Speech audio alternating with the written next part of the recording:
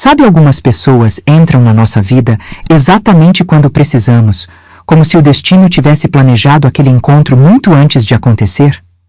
Você já teve alguém assim na sua vida? Me conta aqui nos comentários. Porque a história que vou contar hoje começou assim, com um encontro que parecia casual, mas mudou tudo para sempre.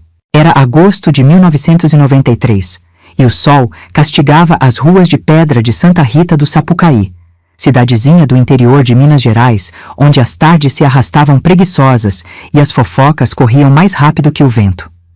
Eu tinha 38 anos, 2 filhos pequenos, Tiago de 7 e Bianca de 5, e uma pilha de contas para pagar que crescia a cada dia, assim como cresciam as olheiras no meu rosto. O casamento que eu acreditava ser para sempre tinha acabado há 6 meses, quando Ronaldo, meu marido de 12 anos, decidiu que preferia recomeçar a vida com a secretária da Autopeças onde trabalhava. Saiu de casa numa quinta-feira, levando a TV, o aparelho de som e deixando para trás promessas quebradas e uma pensão que nunca chegava no dia certo. "Vocês vão ficar bem", ele disse naquela última noite, sem nem olhar nos olhos das crianças. Como se deixar uma mãe sem profissão, com 2 filhos pequenos e um aluguel atrasado, fosse apenas um pequeno inconveniente no caminho da felicidade dele. Eu fazia o que podia. Faxinas em casas de família 3 vezes por semana, lavava roupa para fora e nos fins de semana cuidava de idosos que precisavam de companhia. Não era fácil, mas eu me orgulhava de nunca ter deixado faltar comida na mesa para meus filhos, mesmo que isso significasse pular algumas refeições quando o dinheiro ficava curto demais. Foi Dona Elza, para quem eu fazia faxina às terças, que me falou sobre o trabalho. "Cida, tem uma senhora precisando de alguém que more com ela. Paga bem, oferece quarto e comida. Os sobrinhos dela me procuraram, estão desesperados. Ela é viúva, mora sozinha naquela casarona perto da igreja matriz. Tá ficando esquecida. Dizem que às vezes não come direito." Meu coração apertou. Deixar minha casinha alugada, levar as crianças para morar na casa de uma estranha. Mas o aluguel estava atrasado há 2 meses, e o senhorio já tinha avisado que precisaria do imóvel. Além disso, a ideia de ter moradia garantida e um salário fixo era tentadora demais para ignorar. "Como ela é, Dona Elza? A senhora conhece?" "É a Dona Undina, viúva do Dr. Geraldo, aquele que foi médico da cidade a vida toda. Dizem que ela era professora antes de casar, mas parou quando se casou. Agora está com 78 anos, não teve filhos.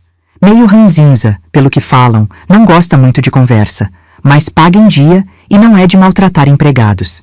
Esse é o endereço e o telefone do sobrinho." Peguei o papelzinho com as mãos trêmulas. Aquela poderia ser a chance que eu precisava, ou um desastre completo. Como cuidar das crianças enquanto trabalhava na casa? Será que ela aceitaria que eles morassem lá também? 1000 perguntas rodavam na minha cabeça enquanto eu guardava o número no bolso do avental surrado. Naquela mesma noite, depois de colocar as crianças para dormir, olhei para nossa pequena sala, os brinquedos organizados no canto, as fotos na parede, o sofá remendado que tinha comprado de segunda mão, e disquei o número com o coração na mão. O sobrinho de Dona Undina, um tal de Paulo que falava como gente da capital, explicou a situação sem rodeios. A tia estava ficando frágil, com lapsos de memória, e eles temiam deixá-la sozinha. Precisavam de alguém que morasse lá, preparasse as refeições, administrasse os remédios, mantivesse a casa em ordem e, principalmente, fizesse companhia. Sobre seus filhos... Ele hesitou quando mencionei Tiago e Bianca.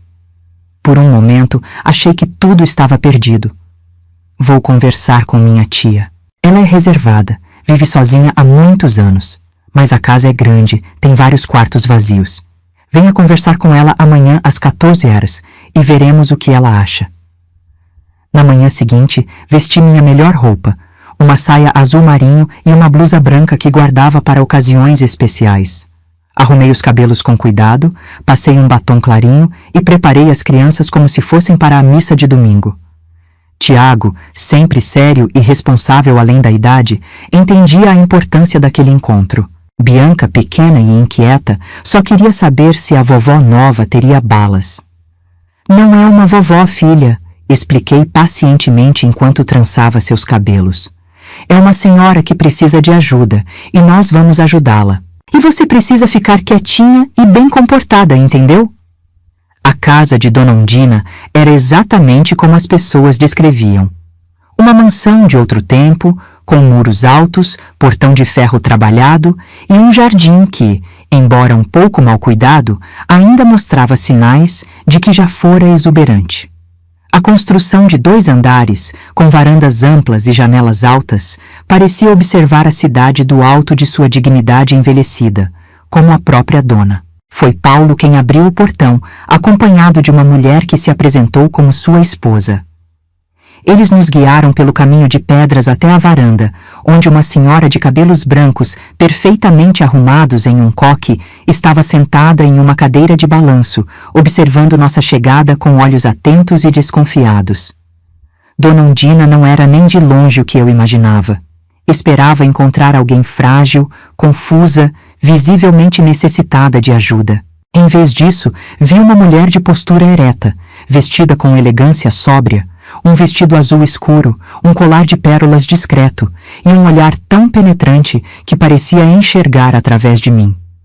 Então você é a Maria Aparecida, ela disse, sua voz clara e firme, sem a fragilidade que eu esperava. Não era uma pergunta, mas uma constatação. Sim, senhora, pode me chamar de Cida, e estes são meus filhos, Tiago e Bianca. As crianças fizeram uma pequena reverência, como eu havia ensaiado com elas. Tiago sério, Bianca balançando levemente o vestidinho florido. Dona Undina os observou por um momento que pareceu eterno, e então, para minha surpresa, seu olhar suavizou ligeiramente. Crianças bem educadas, comentou, e voltou a atenção para mim. Meu sobrinho me explicou sua situação. Preciso de alguém que fique aqui integralmente. A casa é grande demais para que eu cuide sozinha, e admito que às vezes esqueço coisas, pequenas coisas. Ela fez um gesto vago com a mão, como se afastasse uma mosca invisível. Paulo pigarreou, nitidamente desconfortável com a minimização dos problemas da tia. Tia Undina tem tido alguns episódios. Semana passada, a vizinha a encontrou na rua de camisola, dizendo que procurava o doutor Geraldo. Geraldo está viajando. Dona Undina interrompeu bruscamente, um lampejo de irritação em seus olhos. Volta na semana que vem. Um silêncio constrangedor caiu sobre nós. O doutor Geraldo, como eu viria a saber depois, havia falecido há mais de 15 anos. De qualquer forma, continuou Paulo, precisamos de alguém confiável, que possa ficar aqui o tempo todo. Há um quarto de empregada nos fundos, mas... Não, Dona Undina o interrompeu novamente. Se ela vier com as crianças, ficarão no andar de cima. Há 3 quartos vazios lá. Escolham o que preferirem. Paulo e a esposa trocaram olhares surpresos. Claramente, não esperavam essa generosidade. Eu também fiquei sem palavras, chocada com a oferta. Mas tia, Paulo começou, acha mesmo que... Esta é minha casa, Paulo. Ela disse com uma firmeza que não deixava espaço para discussão. E ainda decido o que acontece nela. As crianças precisam de espaço, e não faz sentido deixá-los amontoados no quartinho dos fundos quando há tantos quartos vazios. Voltou-se para mim, seus olhos cinzentos me avaliando. Você cozinha? Sim, senhora. Sabe administrar remédios, horários, essas coisas? Sim, senhora. Cuidei da minha mãe nos últimos anos dela. E essas crianças são comportadas, barulhentas, mexem no que não devem? Antes que eu pudesse responder, Tiago deu um passo à frente, endireitando os ombros como um soldadinho. Sabemos respeitar casa de adulto, senhora. Mamãe ensinou. Não quebramos nada, não gritamos dentro de casa e sempre pedimos licença. Um quase sorriso passou pelos lábios de Dona Undina, tão rápido que poderia ter sido apenas impressão. Bom, ela disse simplesmente, e então olhou para o sobrinho. Ela começa amanhã.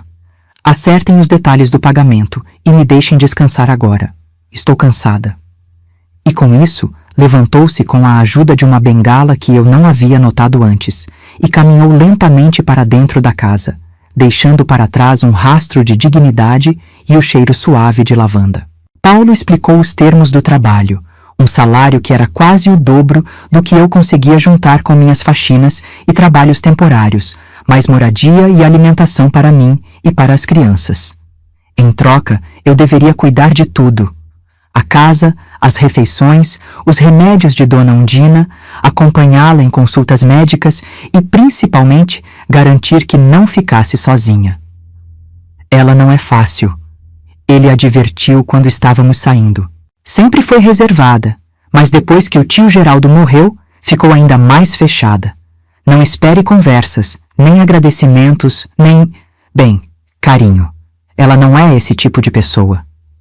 Assenti, entendendo o que ele não dizia. Aquele não seria apenas um trabalho de cuidar de uma casa, mas um exercício de paciência com alguém que provavelmente não queria minha presença ali. No dia seguinte, com 2 malas contendo tudo o que possuíamos, eu e as crianças chegamos à mansão que seria nosso novo lar. Dona Undina nos recebeu com a mesma expressão distante do dia anterior, mostrando-nos os quartos no andar de cima com gestos breves, como quem aponta direções a estranhos. Este será seu quarto. Ela indicou um cômodo amplo com uma cama de casal e um guarda-roupa antigo. As crianças podem ficar no quarto ao lado. O banheiro é no fim do corredor. Não usamos o último quarto. Era de Geraldo. Está fechado. Depois descemos para que ela me mostrasse a cozinha, enorme, com armários de madeira escura e utensílios que pareciam não ser usados há anos. A despensa, a sala de estar, a sala de jantar formal. Cada cômodo contava histórias de uma vida de conforto e privilégios, agora cobertos por uma fina camada de poeira e abandono. Tomo café às 7, ela instruiu, sua voz sem inflexão. Almoço ao meio-dia, chá às 16 horas, jantar às 19 horas. Gosto de pontualidade. Os remédios estão todos na gaveta da mesa de cabeceira, com os horários anotados. Não mexa nos livros da biblioteca sem permissão. Não atenda ao telefone a menos que eu peça.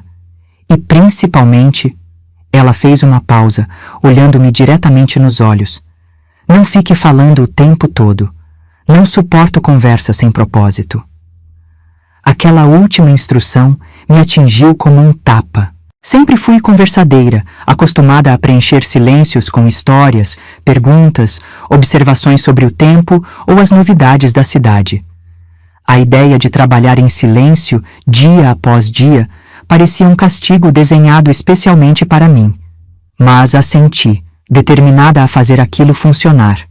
Por mim, pelas crianças, pela chance de reconstruir nossas vidas com um pouco mais de segurança. As primeiras semanas foram um teste de resistência. Dona Undina cumpria rigorosamente sua rotina silenciosa. Levantava-se, tomava café, sempre o mesmo. Uma xícara de café preto, uma fatia de pão com manteiga, nunca mais, nunca menos. Sentava-se na varanda com um livro ou apenas observando o jardim.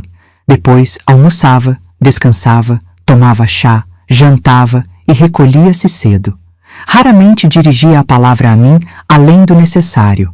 O café está frio, preciso ir ao médico quinta-feira, este pão está duro. As crianças, intimidadas pela aura austera da casa e pelas minhas constantes advertências para que não incomodassem, moviam-se como sombras pelos corredores, brincando no quintal dos fundos quando voltavam da escola, longe dos olhos críticos da senhora. Eu fazia meu trabalho da melhor maneira possível. Limpava cada canto até que brilhasse, preparava as refeições com esmero, administrava os remédios no horário exato. Mas havia algo na atmosfera daquela casa, algo além do silêncio imposto, além da frieza de sua proprietária, que pesava sobre meus ombros. Uma tristeza antiga, uma solidão tão profunda que parecia impregnada nas próprias paredes. À noite, quando as crianças dormiam e eu finalmente podia descansar, chorava silenciosamente em meu quarto, sentindo-me mais sozinha do que nunca, apesar de termos um teto seguro sobre nossas cabeças e comida garantida na mesa. Sentia falta de conversa, de risada, de calor humano. Sentia falta até mesmo das fofocas trocadas com as outras faxineiras, das histórias compartilhadas com os idosos que cuidava nos fins de semana. Foi numa dessas noites de choro contido que tive uma ideia. Se não podia falar com Dona Undina, talvez pudesse me comunicar de outra forma. No dia seguinte, junto com o café da manhã, coloquei um pequeno bilhete na bandeja. Bom dia, Dona Undina. O dia está lindo hoje. As rosas brancas do jardim estão começando a florescer. Tenha um bom dia. Cida. Simples assim. Sem perguntas, sem forçar intimidade. Apenas uma observação e um desejo sincero. Quando voltei para recolher a bandeja, notei que o bilhete havia sumido. Nenhum comentário foi feito, nenhum agradecimento, nenhuma repreensão. Apenas silêncio. Mas no dia seguinte, coloquei outro bilhete. E no outro, mais um. Pequenas notas sobre o tempo, sobre as flores do jardim, sobre o pássaro que fez ninho na árvore perto da janela da cozinha. Nunca perguntas, nunca nada pessoal, apenas pequenas observações do mundo ao redor, como migalhas de pão deixadas em uma trilha na floresta. Na segunda semana de bilhetes, comecei a deixar também pequenos agrados junto com as refeições. Uma flor colhida do jardim ao lado do prato de café da manhã. Uma folha de outono particularmente bonita como marcador no livro que ela estava lendo. Um bombom caseiro com o chá da tarde. Foi após um mês dessa rotina silenciosa de pequenas gentilezas que notei a primeira mudança. Quando servi o café da manhã, com o habitual bilhetinho e uma pequena margarida colhida do jardim, Dona Undina olhou para a flor por um longo momento. Então, com dedos que pareciam mais frágeis do que eu havia notado antes, pegou-a delicadamente e colocou-a no cabelo branco, presa ao coque impecável. Obrigada, ela disse, tão baixo que quase não ouvi. As margaridas eram minhas favoritas quando menina. Foram apenas 2 palavras, mas soaram como uma sinfonia depois de semanas de silêncio. Contive o impulso de sorrir abertamente ou de responder com entusiasmo. Em vez disso, apenas assenti respeitosamente e me retirei, o coração batendo mais rápido. Aquela pequena abertura foi como uma rachadura num dique. Nos dias seguintes, notei outras mudanças sutis. Dona Undina começou a fazer pequenos comentários sobre as refeições. O molho está bom hoje? Ou este pão ficou melhor que o de ontem? Ela começou a perguntar sobre os remédios em vez de apenas tomá-los em silêncio. E mais surpreendente, começou a notar as crianças. Um dia, quando Tiago voltou da escola com um desenho que havia feito, uma casa grande com uma senhora de cabelos brancos na varanda, e timidamente o ofereceu a Dona Undina, pensei que ela o ignoraria ou, pior, repreenderia o gesto. Em vez disso, ela pegou o desenho com cuidado, estudou-o por um momento e então disse: "Você tem talento para linhas e formas. Meu marido também desenhava. Vamos pendurá-lo na geladeira." O sorriso de Tiago iluminou a cozinha inteira. E naquele momento senti que algo fundamental havia mudado naquela casa silenciosa. Uma porta havia se aberto.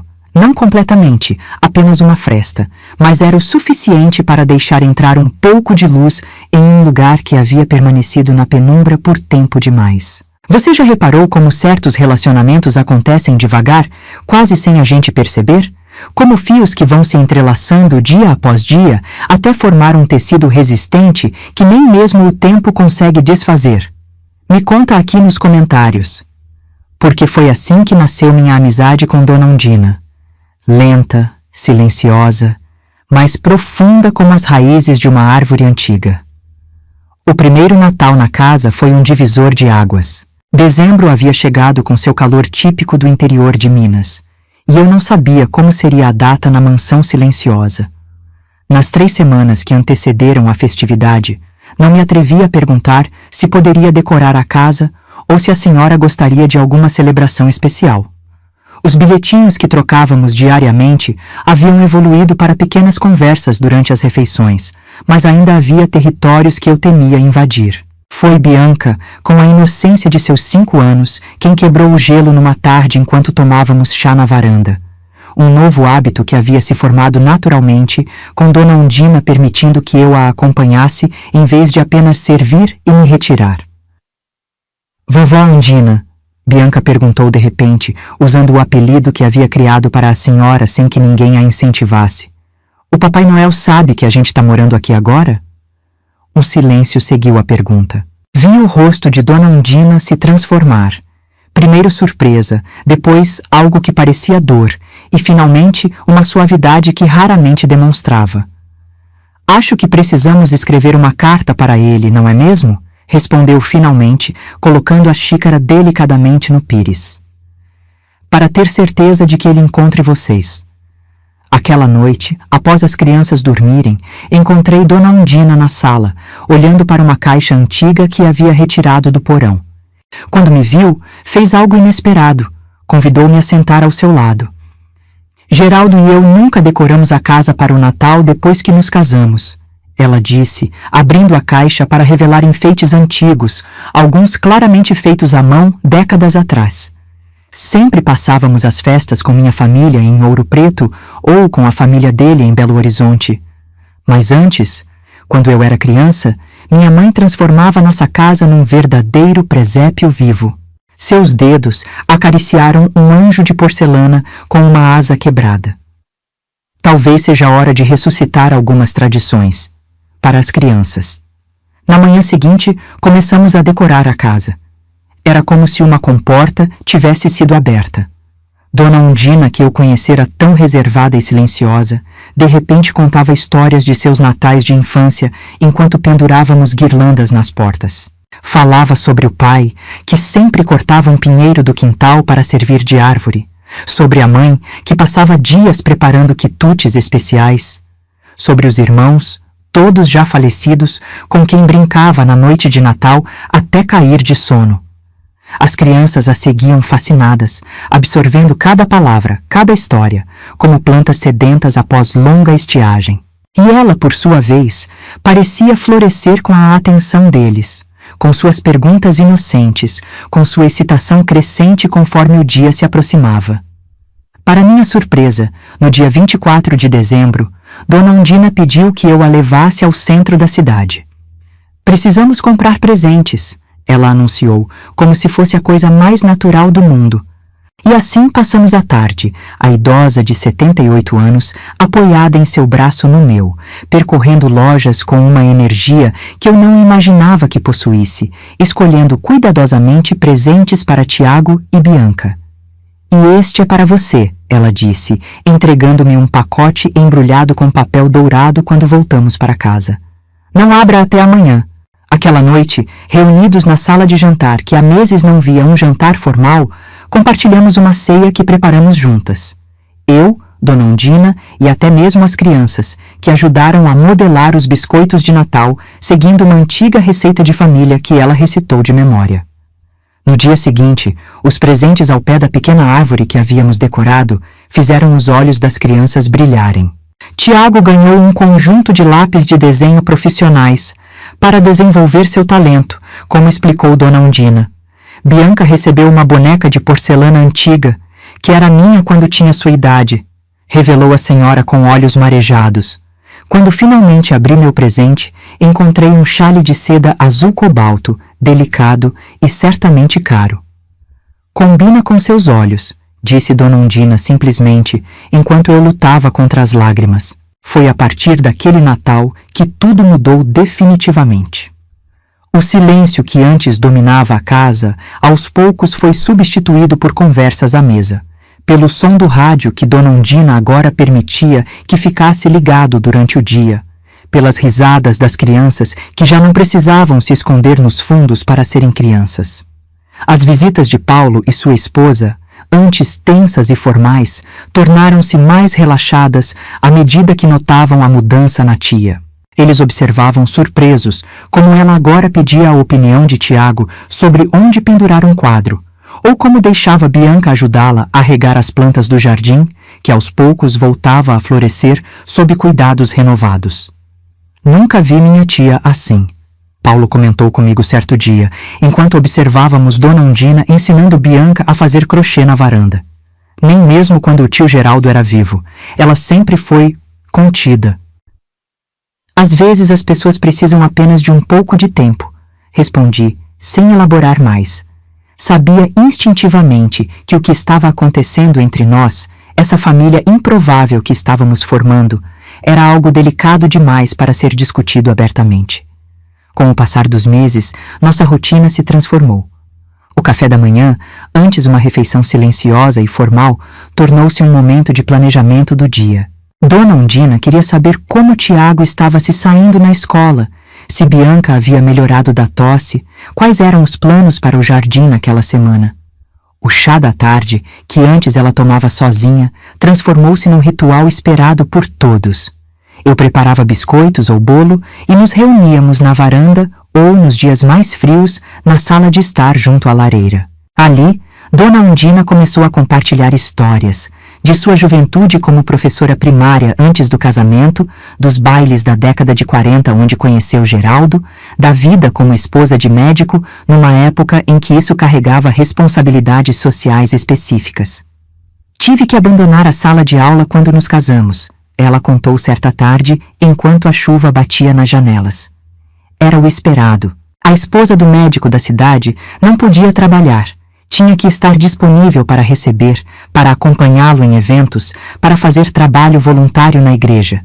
Por muito tempo, ressentir isso, a liberdade que perdi, o propósito. Seus olhos, nublados pela idade, mas ainda penetrantes, fixaram-se em algum ponto distante, além das paredes da casa. Geraldo era um bom homem. Nunca me impediu de nada diretamente, mas havia expectativas, da família dele, da sociedade. E eu era jovem demais para questionar.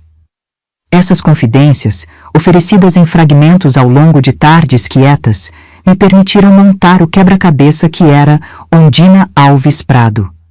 Comecei a entender a origem daquela rigidez, daquele silêncio, daquela distância que ela mantinha do mundo.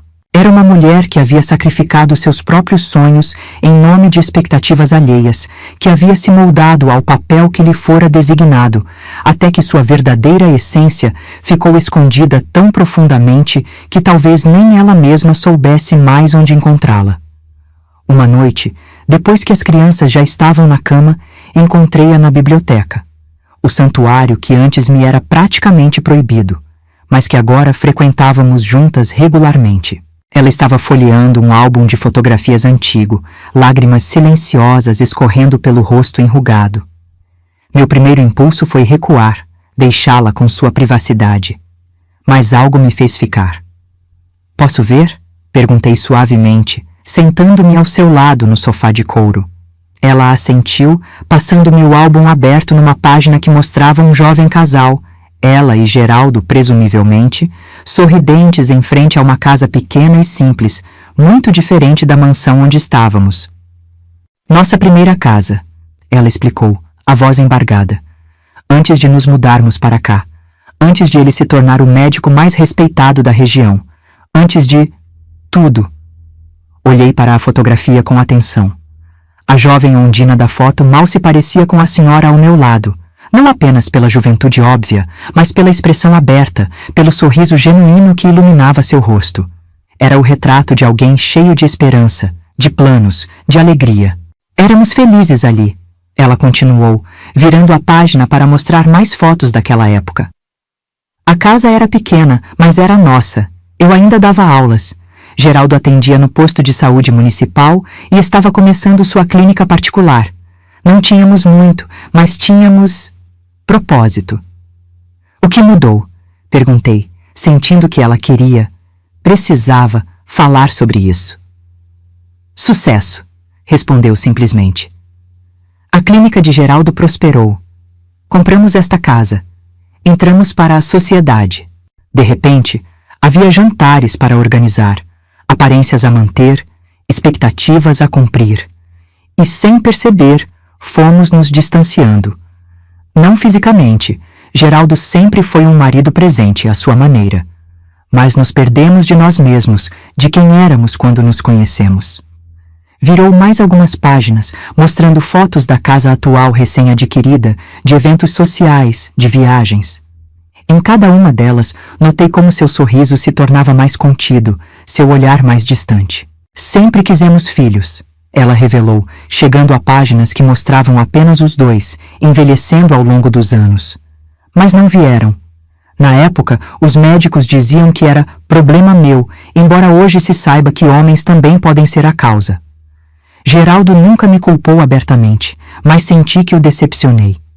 Que falhei no papel mais fundamental de uma esposa. Suas mãos trêmulas fecharam o álbum de fotografias e o colocaram cuidadosamente sobre a mesa lateral. Por um momento ficamos em silêncio, apenas o tic-tac do relógio de pêndulo e o ruído ocasional da chuva contra as janelas preenchendo o espaço entre nós. Quando Geraldo morreu, ela continuou finalmente. Senti-me completamente perdida. Não apenas pela dor da perda, mas porque não sabia mais quem eu era sem ele. Passei tanto tempo sendo a esposa do Dr. Geraldo que havia esquecido como ser apenas Ondina. Instintivamente, peguei sua mão enrugada entre as minhas. Para minha surpresa, ela não a retirou. Foi por isso que me fechei, ela confessou. O silêncio era mais fácil que enfrentar o vazio. A solidão era preferível a tentar explicar para as pessoas o que eu mesma não entendia, que havia perdido minha identidade muito antes de perder meu marido. Naquela noite, algo fundamental mudou entre nós.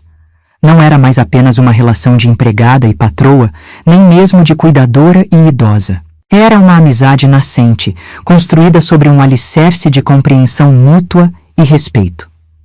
Duas mulheres que, apesar das diferenças de idade e experiência, compartilhavam feridas semelhantes, a sensação de ter vivido à sombra das expectativas alheias, de ter perdido partes de si mesmas ao longo do caminho.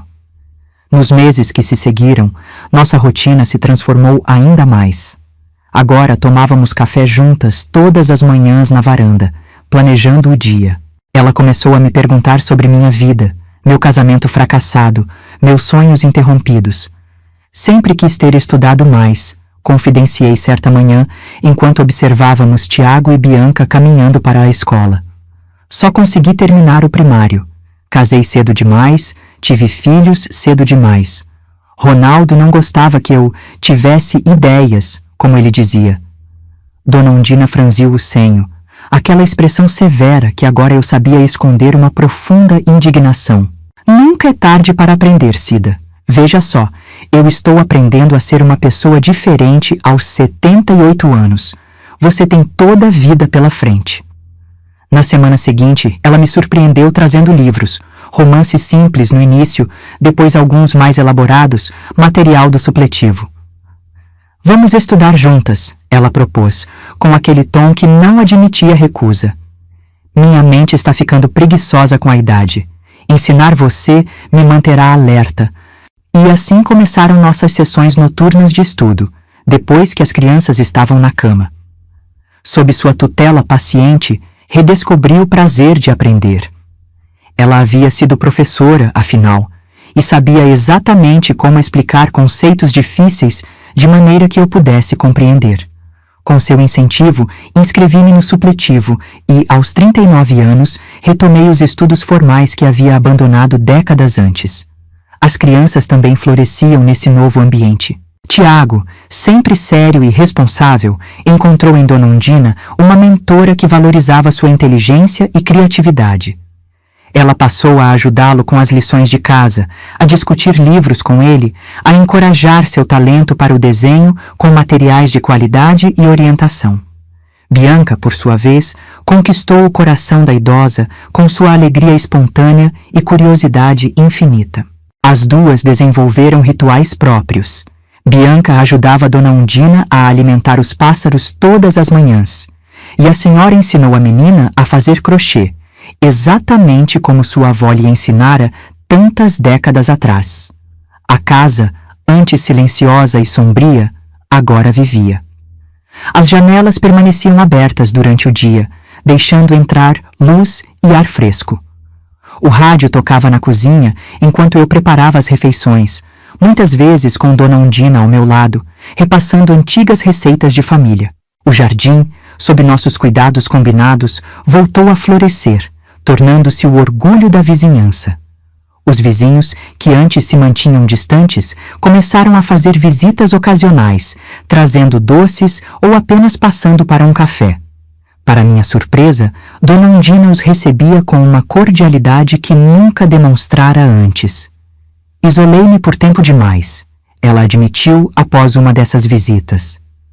Achei que era mais fácil afastar as pessoas do que permitir que vissem minha solidão, minha fragilidade.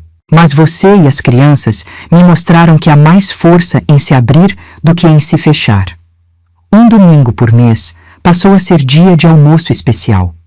Eu preparava pratos elaborados seguindo as receitas que ela me ensinava e convidávamos Paulo e sua família, alguns vizinhos próximos e até mesmo minha irmã Célia e sua família, que viviam do outro lado da cidade. Nas primeiras vezes, senti-me desconfortável, sem saber qual era meu lugar naquelas reuniões, se era anfitriã junto com Dona Undina ou apenas a empregada servindo à mesa.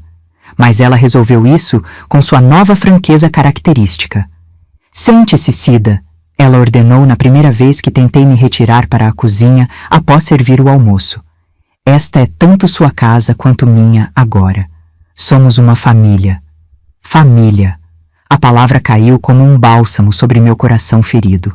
Olhei para Tiago e Bianca, sentados à mesa junto com os outros convidados, perfeitamente à vontade, tratados como netos queridos e não como os filhos da empregada. Olhei para Dona Undina, que havia se transformado tanto nos últimos meses que às vezes eu mal reconhecia a mulher fria e distante que conhecera inicialmente. E compreendi que era verdade. Éramos uma família, não de sangue, não de sobrenome, mas de escolha, de afinidade, de cuidado mútuo. Uma família construída dia após dia, em pequenos gestos de atenção e respeito, em conversas na varanda, em lições compartilhadas, em silêncios confortáveis que já não carregavam distância, mas intimidade. Os anos passaram. Tiago entrou na adolescência, crescendo em altura e seriedade. Seu talento para o desenho evoluiu para um interesse em arquitetura, incentivado por Dona Undina, que passou a lhe mostrar livros sobre o assunto e a levá-lo para observar construções históricas nas cidades vizinhas. Bianca, sempre solar, tornou-se uma pequena ajudante na cozinha, adorando preparar sobremesas que Dona Undina elogiava com sincero prazer. Completei o supletivo com notas excelentes, graças às nossas sessões de estudo noturnas. Na formatura, Dona Undina estava na primeira fila, tão orgulhosa quanto se eu fosse sua própria filha. O próximo passo é o técnico em enfermagem, ela anunciou na volta para casa. Você tem um dom natural para cuidar das pessoas. Deve transformá-lo em profissão. Mas quem cuidaria da senhora e da casa? Perguntei surpresa com a sugestão. Não sou uma inválida ainda. Ela respondeu com um erguer de sobrancelha que me fez sorrir. E as crianças já são mais independentes. Podemos nos ajustar. O importante é que você continue crescendo, Cida. Não pode passar a vida apenas cuidando dos outros.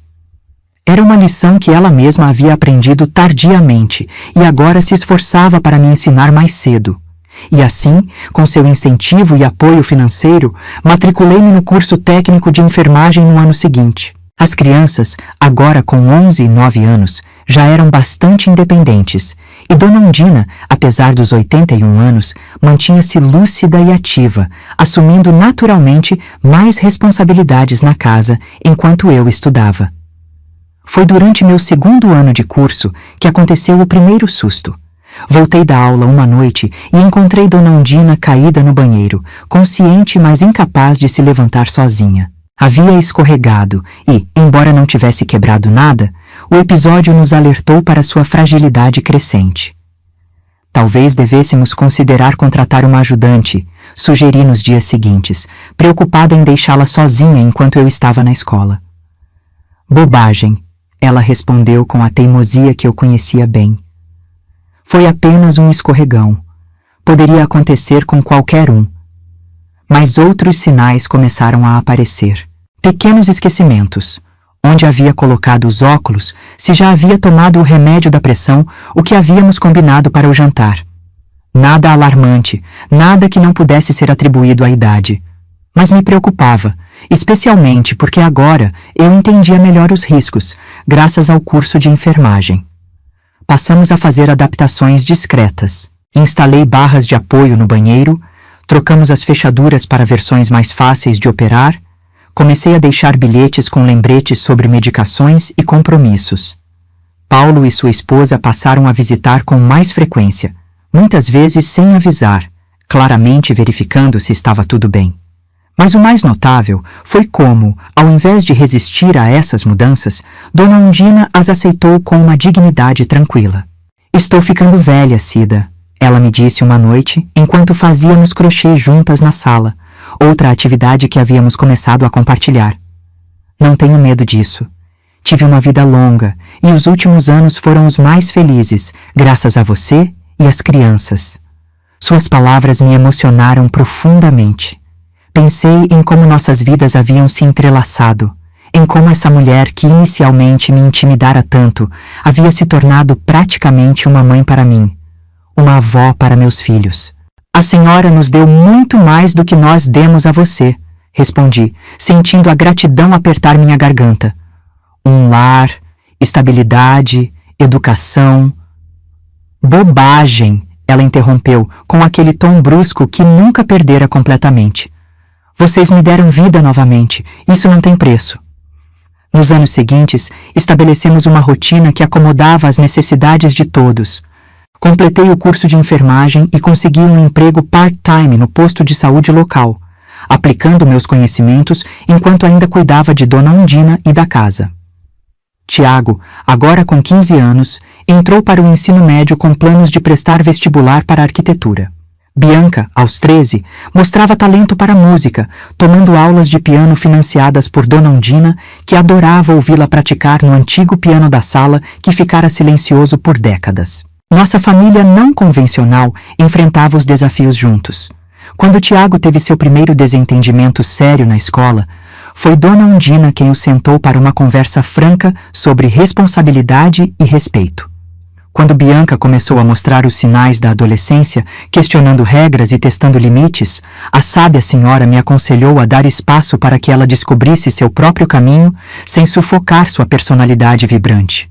E quando eu ocasionalmente recebia ligações de Ronaldo, que subitamente voltou a se interessar pelos filhos após anos de ausência, era Dona Undina quem me dava força para manter os limites necessários para proteger o núcleo familiar que havíamos construído. "Ele perdeu o direito de fazer exigências quando abandonou vocês", ela dizia com firmeza. "As crianças podem vê-lo se quiserem, mas nos seus termos, não nos dele." No inverno de 2000, quando Dona Undina completou 85 anos, organizamos uma festa surpresa. Reunimos antigos colegas professores, vizinhos, amigos da igreja que ela voltara a frequentar, Paulo e sua família, minha irmã Célia e seu marido. A casa ficou cheia de vozes e risos, de crianças correndo pelos corredores, de música vinda do velho toca-discos que havíamos ressuscitado do porão. Observando-a naquela tarde, sentada em sua cadeira favorita, cercada por pessoas que a amavam, sorri ao lembrar da senhora fria e distante que conhecera 7 anos antes. Agora ela ria abertamente, contava histórias, aceitava abraços e beijinhos das crianças com alegria visível.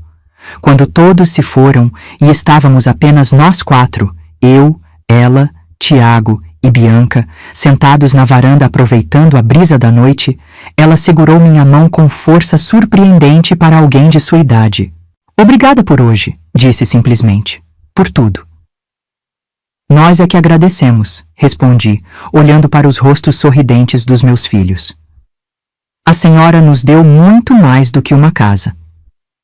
"Eu sei", ela concordou, com aquele brilho nos olhos que significava que estava prestes a dizer algo importante. "E por isso quero que saibam de uma decisão que tomei. Paulo virá amanhã com o advogado. Fiz um testamento novo." Me surpreendi, não esperando esse tema numa noite tão feliz. "Dona Undina, não precisamos falar disso agora." "Claro que precisamos", ela interrompeu firmemente. "Ninguém vive para sempre, Cida, e gosto de deixar as coisas em ordem. Paulo sempre soube que herdaria metade dos meus bens. Ele é meu único parente vivo, afinal. Mas a outra metade, incluindo esta casa... Bem, vocês são minha família também, a família que escolhi. E quero que fiquem aqui, que cuidem deste lugar que ganhou vida novamente com vocês. Fiquei sem palavras. As crianças também, compreendendo mesmo em sua juventude a magnitude daquele gesto. Mas a senhora vai viver muitos anos ainda, Bianca disse finalmente, quebrando o silêncio, seus olhos brilhando com lágrimas não derramadas. Não precisamos pensar nisso agora. Dona Undina sorriu, aquele sorriso que havia se tornado tão familiar e precioso para nós. Claro, minha querida, muitos anos ainda. Mas é bom saber que quando eu for, vocês estarão cuidando um do outro e desta casa que amo tanto. E era verdade. Ela ainda tinha muitos anos pela frente. Anos em que continuamos a construir memórias juntos, em que vi meus filhos crescerem sob sua influência sábia, em que nossa família não convencional se fortaleceu ainda mais. Tiago entrou para a Faculdade de Arquitetura em Belo Horizonte, mas voltava todos os finais de semana, muitas vezes trazendo projetos para mostrar a Dona Undina, que os examinava com interesse genuíno e comentários perspicazes. Bianca terminou o ensino médio e decidiu seguir o caminho da música, com o total apoio da senhora, que insistiu em comprar um piano novo quando o antigo já não podia ser adequadamente restaurado. E eu, que entrara naquela casa como empregada desesperada por um trabalho, encontrei não apenas segurança financeira, mas propósito. Meu trabalho como técnica de enfermagem no posto de saúde evoluiu para uma posição na coordenação, graças ao incentivo constante de Dona Undina para que eu continuasse estudando e me aperfeiçoando. Mais importante, encontrei uma família completa, não apenas meus filhos, mas esta mulher extraordinária que havia entrado em nossas vidas por acaso e se tornara o centro de nosso pequeno universo. Nossa história não era convencional. Não havia laços de sangue, não havia obrigações legais iniciais. Havia apenas o que construímos dia após dia: respeito, cuidado mútuo, afeto que cresceu lentamente até se tornar um amor profundo e duradouro. Um vínculo que o tempo costurou, ponto a ponto, com fios invisíveis, mas indestrutíveis, unindo duas mulheres de origens diferentes e 3 gerações sob o mesmo teto, criando uma família onde antes havia apenas solidão. Às vezes, a vida nos aproxima de pessoas que transformam nosso mundo de formas que jamais poderíamos imaginar. E quando isso acontece, não é apenas gratidão que sentimos, mas algo mais profundo.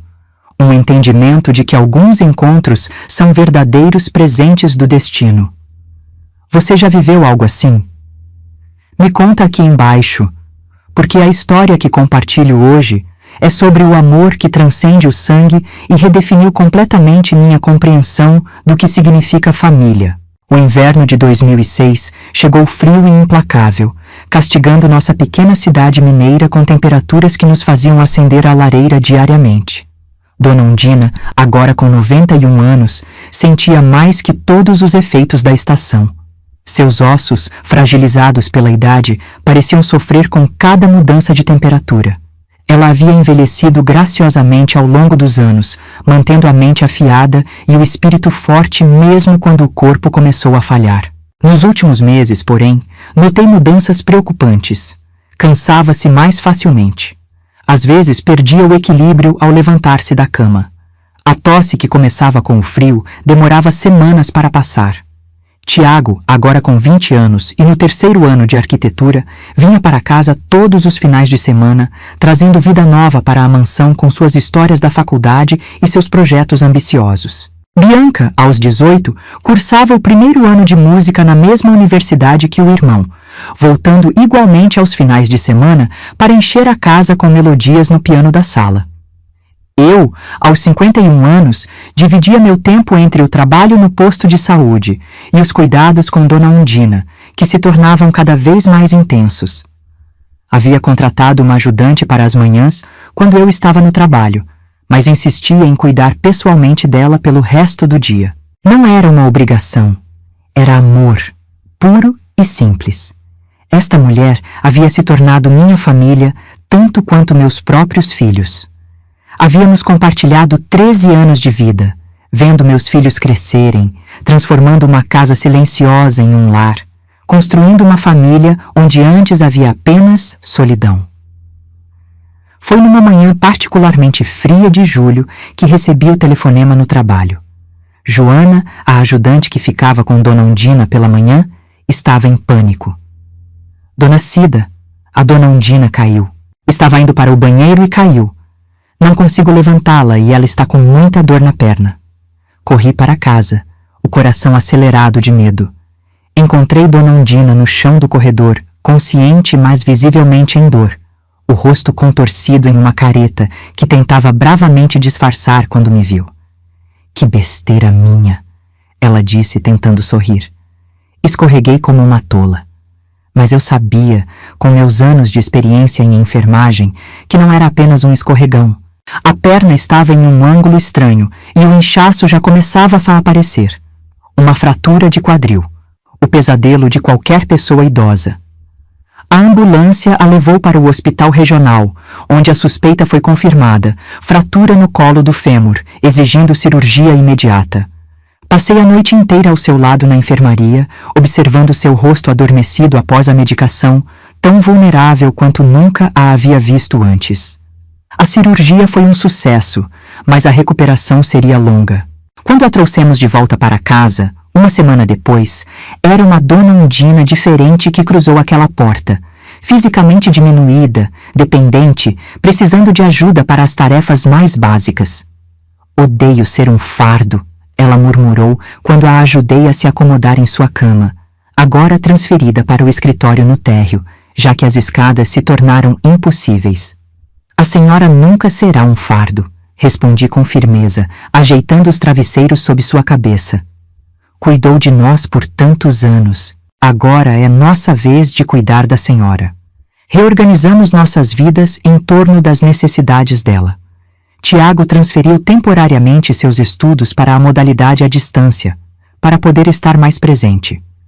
Bianca continuou indo às aulas, mas passava todas as tardes tocando piano para Dona Undina, que sempre dizia que a música era o melhor remédio. Eu reduzi minhas horas no posto de saúde, focando mais em trabalho administrativo que podia fazer parcialmente de casa. Nos primeiros meses após a cirurgia, houve progressos. Dona Undina começou a fisioterapia, primeiro na cama, depois com um andador. Sua determinação era admirável. A mesma força de vontade que a havia sustentado por 9 décadas não a abandonava agora. Mas o corpo, às vezes, tem seus próprios planos. Uma pneumonia no final do inverno a enfraqueceu significativamente. A recuperação foi lenta, deixando-a mais frágil que antes. E então, quando a primavera começava a colorir o jardim que ela tanto amava, uma insuficiência cardíaca a levou de volta ao hospital.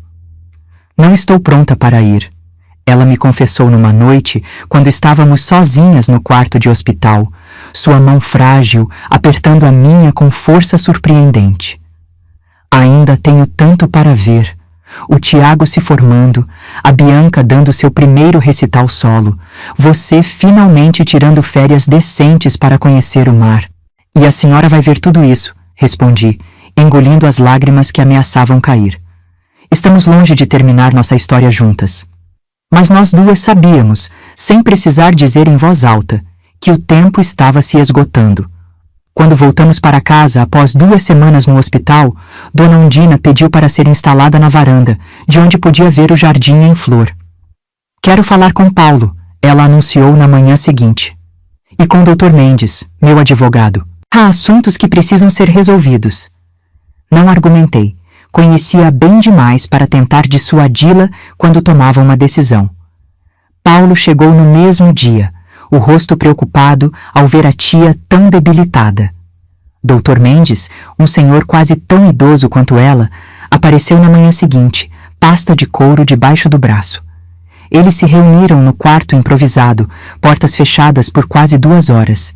Quando saíram, Paulo tinha os olhos vermelhos, mas sorriu gentilmente para mim. Ela quer falar com você agora, ele disse, apertando meu ombro ao passar. Sozinha. Encontrei Dona Undina sentada na cama, recostada em travesseiros, parecendo esgotada, mas estranhamente serena. Seus olhos, embora cansados, tinham aquele brilho de determinação que eu conhecia tão bem. Sente-se, Cida, ela disse, indicando a cadeira ao lado da cama.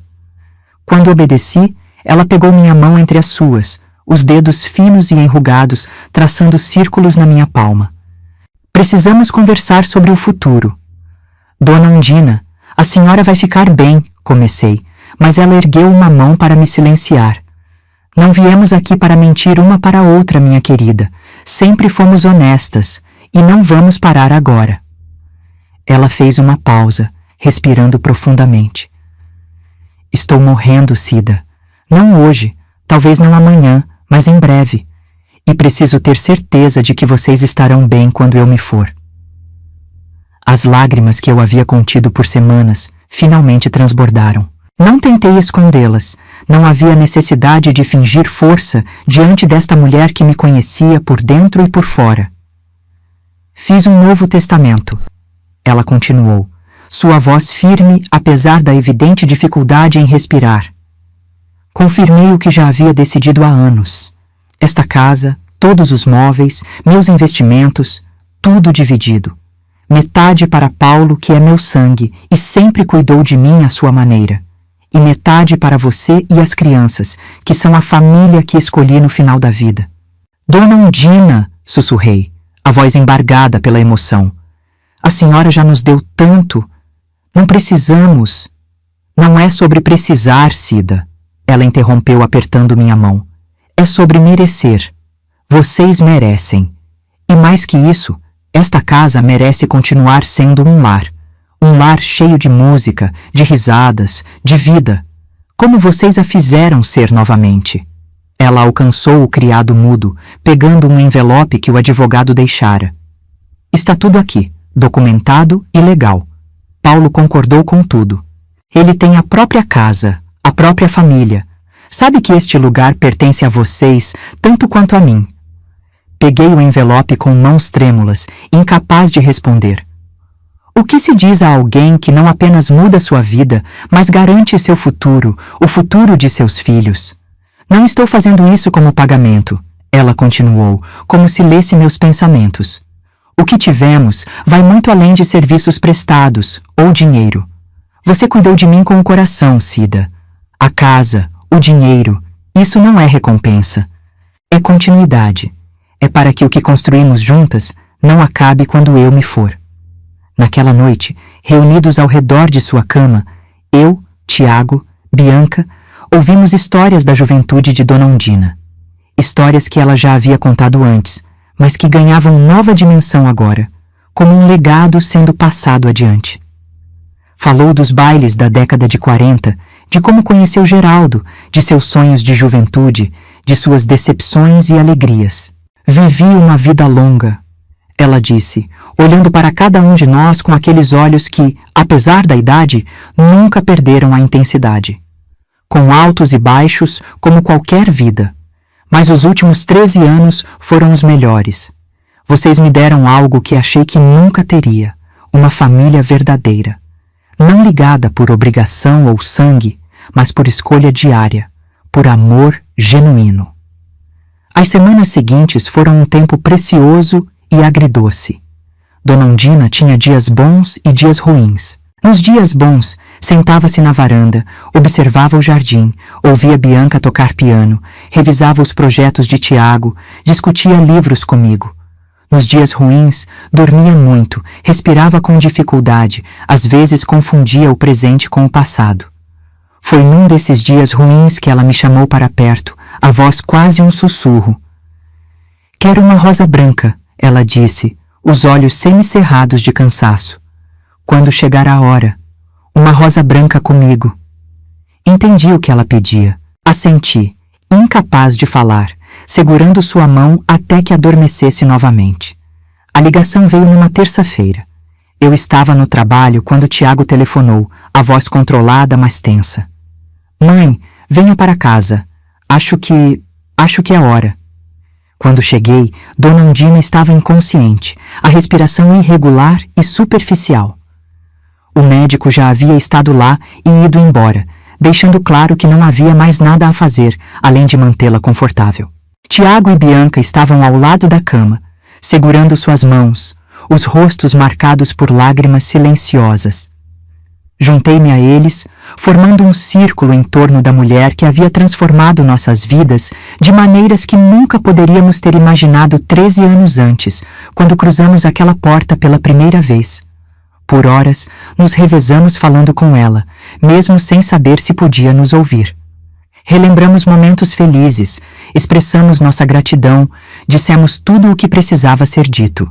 E então, como se esperasse apenas por isso, por essa confirmação final de que éramos realmente uma família, Dona Undina partiu silenciosamente, sua respiração simplesmente cessando entre um momento e outro. O velório foi simples, como ela teria desejado. Apenas os mais próximos, nós três, Paulo e sua família, alguns vizinhos antigos, ex-colegas professoras, amigos da igreja. A casa que ela tanto amava acolheu sua despedida. As janelas abertas deixando entrar a brisa perfumada do jardim em flor. No caixão, coloquei a rosa branca que ela havia pedido. E junto dela, discretamente dobrado em sua mão, um último bilhetinho, como aqueles que haviam iniciado nossa amizade tantos anos antes. Obrigada por ter sido minha mãe, mesmo sem ter me dado à luz. Quando todos se foram e estávamos apenas nós três, eu, Tiago e Bianca, sentados na varanda onde passamos tantas tardes com Dona Undina, o silêncio entre nós era pesado, mas também estranhamente reconfortante. Não havia necessidade de palavras para expressar o que sentíamos. Éramos uma família enfrentando uma perda profunda, mas juntos. O que faremos agora, mãe? Tiago perguntou finalmente, sua voz grave quebrada pela emoção contida. Olhei para os rostos dos meus filhos. Não mais crianças, mas jovens adultos moldados pelos anos naquela casa, pelo amor daquela mulher extraordinária que havia partido. Continuamos, respondi simplesmente. Exatamente como ela queria. Continuamos vivendo, crescendo, transformando esta casa em um lar. Honrando o que ela nos deu, não apenas com gratidão, mas com ações. E foi o que fizemos. Nos dias e semanas seguintes, enfrentamos o luto juntos, cada um à sua maneira. Bianca tocava piano por horas, as melodias tristes dando voz à dor que palavras não podiam expressar. Tiago se refugiou nos estudos e em projetos de restauração para a casa, como se preservar o espaço físico pudesse manter viva a memória dela. Eu me dediquei ao jardim que Dona Undina tanto amava, conversando com ela em meus pensamentos enquanto cuidava de cada planta. Paulo cumpriu escrupulosamente os desejos da tia. O testamento foi validado sem contestações, a casa e metade dos bens oficialmente transferidos para meu nome. A outra metade, como Dona Undina havia determinado, ficou com ele. Justo reconhecimento pelo cuidado e respeito que sempre demonstrou por ela, mesmo quando não compreendeu completamente suas escolhas. A vida continuou, como sempre continua. Tiago concluiu seu curso de arquitetura, estabelecendo um pequeno escritório no antigo quarto de Dona Undina, que transformamos em um espaço de trabalho iluminado e acolhedor. Bianca seguiu com a música, dando aulas de piano para crianças na sala, onde antes tocava para nossa querida idosa. Eu mesma, aos 52 anos, continuei no posto de saúde, agora como coordenadora do programa de saúde para idosos. A experiência com Dona Undina havia me dado não apenas conhecimento técnico, mas uma compreensão profunda das necessidades emocionais e psicológicas dos mais velhos, algo que nenhum livro ou curso podia ensinar. E a casa, a grande casa silenciosa que um dia me intimidara tanto, tornou-se oficialmente nosso lar. Não mudamos muito nela. Mantivemos os móveis antigos, as fotografias nas paredes, os livros na biblioteca. Mas deixamos entrar mais luz, mais ar, mais vida. Exatamente como havíamos feito nos 13 anos que passamos com Dona Undina. Às vezes, principalmente no início, eu a sentia presente. Um perfume de lavanda ao passar pelo corredor. O som da cadeira de balanço movendo-se levemente na varanda vazia. A sensação de um olhar atento enquanto eu preparava o café na cozinha. Não eram experiências assustadoras, mas reconfortantes, como se ela estivesse certificando-se de que estávamos bem, de que estávamos honrando seu legado. E estávamos. não apenas cuidando da casa e dos bens materiais que ela nos deixara, mas cultivando os valores que nos transmitira: educação, refinamento sem arrogância, generosidade sem ostentação, afeto sem dependência. Valores que transformaram 3 vidas quebradas em uma família forte e unida. O testamento de Dona Undina foi muito mais que um documento legal. Foi um testamento de gratidão, a confirmação final de que os laços que construímos ao longo dos anos eram tão reais e significativos quanto qualquer ligação de sangue. Foi o reconhecimento de que família é muito mais do que compartilhar sobrenomes ou DNA. É compartilhar vida, dia após dia, nos pequenos gestos de cuidado, nas escolhas cotidianas de permanecer juntos, apesar das dificuldades. Foi o último presente de uma mulher que aprendeu, no outono da vida, que nunca é tarde demais para abrir o coração, para deixar entrar o amor, para construir algo novo e precioso que perdurará muito além de nossa existência terrena. Você já parou para pensar em como certas casas parecem ter alma própria? Como se as paredes guardassem mais que apenas objetos, mas memórias, sentimentos, histórias que continuam vivas mesmo quando as pessoas não estão mais lá? Se você já sentiu isso, deixe aqui nos comentários. Porque essa é a história de uma casa que ganhou vida através do amor de quem morou nela. Hoje, 30 anos depois daquele primeiro encontro, sou uma senhora de 68 anos com cabelos grisalhos e rugas que contam histórias de risos e lágrimas. Sentada nesta mesma varanda onde Dona Undina me recebeu pela primeira vez, observo o jardim florido enquanto meus netos correm pela grama, enchendo o ar com suas risadas. A casa, que um dia foi silenciosa e intimidante, agora transborda de vida. Tiago, meu filho, tornou-se um arquiteto especializado em restauração de casas históricas, influência direta de Dona Undina e das conversas que tiveram sobre preservar o passado enquanto se abraça o futuro. Casou-se com Luísa e me deu 2 netos maravilhosos: Pedro, de 12 anos, que herdou o talento do pai para o desenho, e Clara, de 9, que batizamos em homenagem à minha mãe. Bianca seguiu o caminho da música, formando-se em piano e abrindo uma pequena escola no centro da cidade. Seu filho, Miguel, de 7 anos, corre pelos mesmos corredores onde ela brincou, trazendo a mesma alegria solar que sempre foi sua marca. Quanto a mim, aposentei-me do posto de saúde, mas continuo ativa dando aulas de enfermagem e colaborando com o asilo municipal.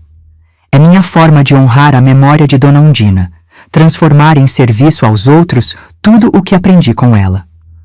No quarto que foi dela, mantemos um pequeno cantinho de memória. Uma fotografia onde ela sorri genuinamente, com Bianca criança ao seu lado, ao piano. Seu terço de madeira escura, o caderninho de receitas que pacientemente me ensinou a preparar. Não é um santuário sombrio, mas um espaço vivo de lembrança e gratidão. As crianças cresceram ouvindo histórias sobre a vovó Undina, como a chamamos carinhosamente. Para elas, que nunca a conheceram pessoalmente, ela é quase uma figura mítica, a senhora elegante e sábia que mudou o destino de nossa família, que nos deu não apenas um teto, mas um lar, uma história, um legado. Conta de novo como vocês se conheceram, vovó. Pedro costuma pedir nas noites em que dorme aqui. Sento-se e eu conto, sempre com algumas variações, mas mantendo a essência verdadeira. O encontro improvável entre uma faxineira desesperada com 2 filhos pequenos e uma viúva solitária numa casa grande demais. E ela era brava mesmo no começo? Clara pergunta, fascinada pela transformação da personagem. Não brava, corrijo gentilmente. Apenas triste, solitária, com medo de se abrir. Às vezes, quando estamos machucados por dentro, colocamos uma casca dura por fora para nos proteger. O legado de Dona Undina vai muito além da casa e dos bens materiais. É um legado de valores, de lições sobre dignidade e resiliência, sobre a capacidade humana de transformação em qualquer idade. É um legado de amor que transcende o sangue, provando que famílias podem ser construídas nas fundações do respeito e do cuidado mútuo. A casa, que poderia ter se tornado apenas um investimento imobiliário após a morte de sua proprietária, continua sendo um lar vibrante, exatamente como ela desejava. As modernizações necessárias foram feitas com respeito à história do lugar, mas a essência, a alma da casa, permanece intacta. Ela me ensinou o que nem minha mãe conseguiu. Confidencio às vezes a minha nora Luísa. Me deu colo quando ninguém mais dava. Não herdei só a casa. Herdei coragem. Herdei ternura. Herdei a certeza de que laços verdadeiros não precisam de sangue, só de tempo e cuidado. Nas noites silenciosas, quando todos já se recolheram, sento-me na varanda e converso em pensamento com Dona Undina. Conto sobre a família, sobre como mantemos viva sua memória através das pequenas tradições que estabelecemos juntas. O chá das 5, as receitas especiais, as flores sempre presentes na mesa.